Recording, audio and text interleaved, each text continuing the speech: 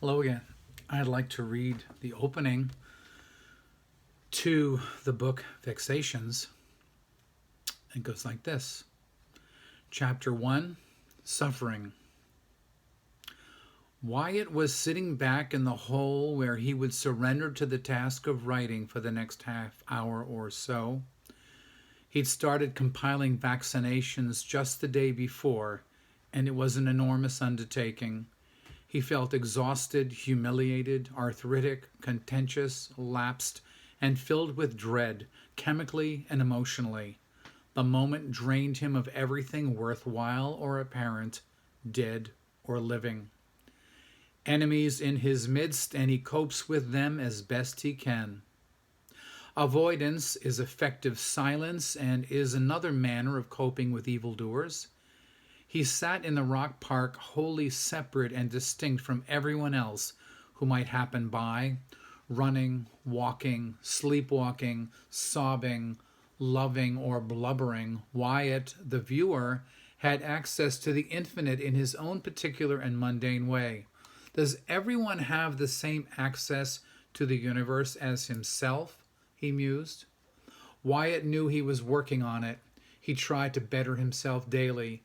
He enjoyed finding new ways of accessing the enormity of his mission and this preternatural gift come to him via his French and Irish relatives.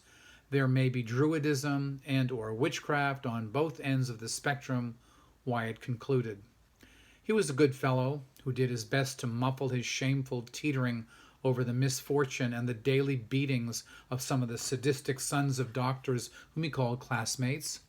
He tried his best to create substance and art in the world, even to hit the Carruthers tackling dummy as hard as a short, fat musician could, and even raise some eyebrows the last day of practice when it was announced that if they'd had the football year to start over again, they'd have started Wyatt at center.